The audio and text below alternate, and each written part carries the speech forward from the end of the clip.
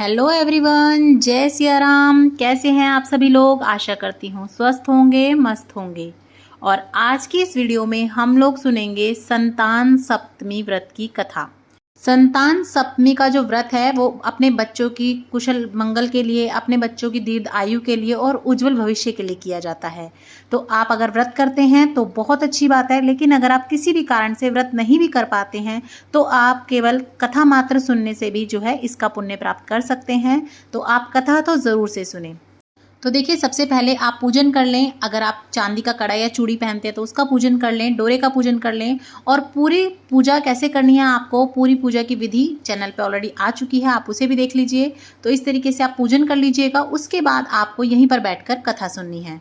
तो कथा सुनने के लिए आप एक लोटा जल ले लें और हाथ में आप थोड़े से चावल ले लें और साथ में अगर फूल हो तो आप फूल ले लें। उसके बाद आप अपने सीधे हाथ में ले लें और उसके बाद हम कथा सुनेंगे, क्योंकि खाली हाथ कभी भी कोई कथा नहीं सुननी चाहिए। आपको कुछ दाने या फूल वगैरह लेकर ही कथा सुननी चाहिए।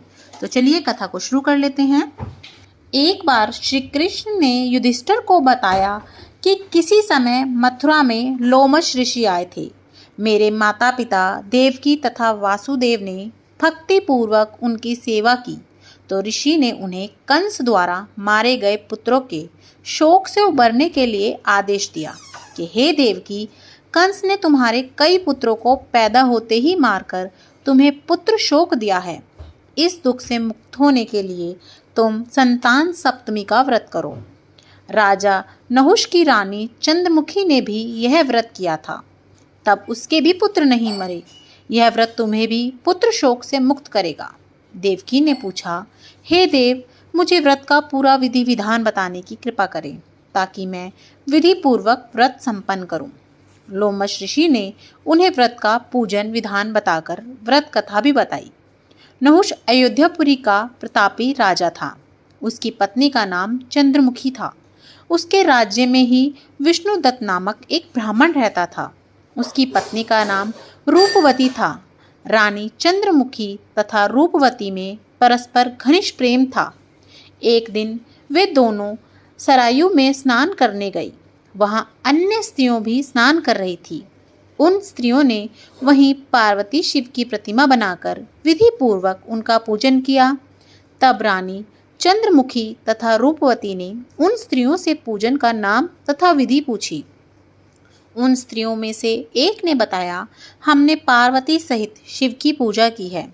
भगवान शिव का डोरा बांधकर हमने संकल्प किया है कि जब तक जीवित रहेंगी तब तक यह व्रत करेंगी। यह मुक्ताभरण व्रत सुख तथा संतान देने वाला है। उस व्रत की बात सुनकर उन दोनों सखियों ने भी जीवन पर्यंत यह व्रत को करने का संकल्प करके शिव के नाम का डोरा बांध लिया, किंतु घर पहुंचने पर वे संकल्प को भूल गई। फलत मृत्यु के पश्चात रानी वनरी तथा ब्राह्मणी मुर्गी बनी। कालांतर में दोनों पशु योनि छोड़कर पुनः मनुष्य योनि में आई। चंद्रमुखी मथुरा के राजा पृथ्वीनाथ की रानी बनी तथा रूपवती ने फिर एक ब्राह्मण के घर जन्म लिया। इस जन्म में रानी का नाम ईश्वरी तथा ब्राह्मणी का नाम भूषणा था। भूषणा का विवाह राजपुरोहित अग्निमुखी के साथ हुआ। इस जन्म में भी उन दोनों में बड़ा प्रेम हो गया। व्रत भूलने के कारण ही रानी इस जन्म में भी संतान सुख से वंचित रही। प्रौढ़ अवस्था में उसने एक गूंगा तथा बहरा पुत्र जन्मा, मगर वह भी 9 वर्ष का होकर मर गया। भूषणा ने व्रत को याद रखा था, इसीलिए उसके गर्भ से सुंदर तथा स्वस्थ 8 पुत्रों ने जन्म लिया। रानी ईश्वरी के पुत्र शोक से संवेदना के लिए एक दिन भूषणा उससे मिलने गई।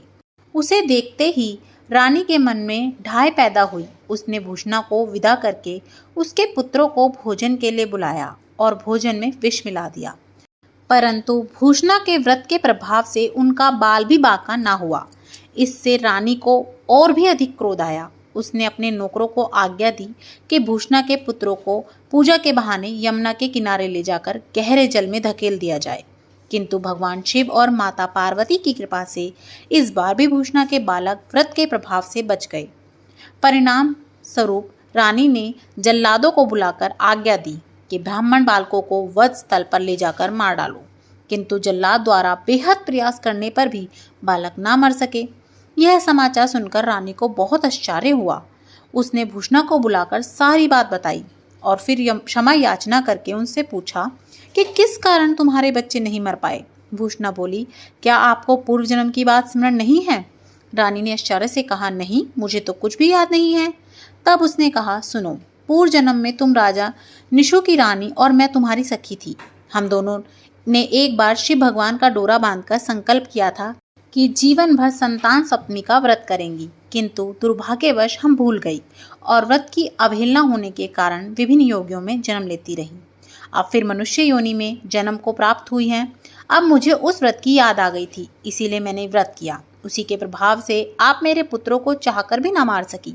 यह सब सुनकर रानीश्वरी ने भी विधि पूर्वक संतान सुख देने वाला मुक्ताभरण व्रत रखा। तब व्रत के प्रभाव से रानी पुनः गर्भवती हुई और एक सुंदर बालक को जन्म दिया। उसी समय से पुत्र प्राप्ति और संतान की रक्षा के लिए यह व्रत प्रचलित है।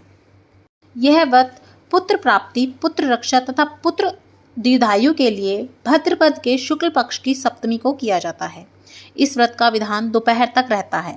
इस दिन जामवती के साथ श्याम सुंदर तथा उसके बच्चे सांबा की पूजा भी की जाती है। माताएं पार्वती का पूजन करके पुत्र प्राप्ति तथा उनके दीर्घ आयु का वरदान मांगती हैं। इस व्रत को मुक्तभरण भी कहते हैं। तो इस प्रकार से हमारी संतान सप्तमी की कथा संपूर्ण होती है। बोलो पार्वती मैया की जय, भोलेनाथ भगवान की जय। ये आपको इस दिन संतान सप्तमी की कथा तो अवश्य ही सुननी चाहिए, और अगर आप व्रत भी कर सकते हैं तो बहुत ही अच्छी बात है। कथा सुनने के बाद जो भी आपने हाथ में दाने या फूल लिए हैं, उन्हें आप इस तरीके से थोड़े से दानों को अपने लोटे में डाल दें जिससे आपने कहानी सुनी है, और बाकी के आप हाथ जोड़कर अपने बच्चों की दीर्घायु के लिए माता रानी से, भगवान शिव शंकर से प्रार्थना करते हुए उनके चरणों में छोड़ दें। तो उसके बाद आप माता रानी की, भगवान शिव की आरती कर लें, और आपको व्रत का जो पारण है वो शाम के समय पर करना होता है। और ये जो हमने 1 लोटा जल लिया है, इसे आप जो है सूर्य भगवान को अर्पण कर दें, और अगर आप शाम के समय पर पूजा करते हैं तो फिर आप चंद्र देवता को अर्पण कर दें। पूजन आप कैसे कर सकते हैं, व्रत कैसे करते हैं, व्रत के नियम क्या हैं, संपूर्ण जानकारी के साथ वीडियो चैनल पे आ चुकी है, उसे भी ज़रूर देखिएगा। और अगर आपको वीडियो अच्छी लगती है, थोड़ी भी हेल्पफुल लगती है, तो ज़्यादा से ज़्यादा शेयर कीजिएगा अपने फ्रेंड्स एंड फैमिली के साथ। और इसी तरह की और वीडियोस देखने के लिए चैनल पर बने रहें। कमेंट बॉक्स में जय सिया राम लिखना बिल्कुल ना भूलें, और अगर अभी तक सब्सक्राइब नहीं किया है तो सब्सक्राइब करें, लाइक करें, शेयर करें। फिर मिलेंगे किसी और वीडियो के साथ, तब तक के लिए जय सिया राम, राधे राधे।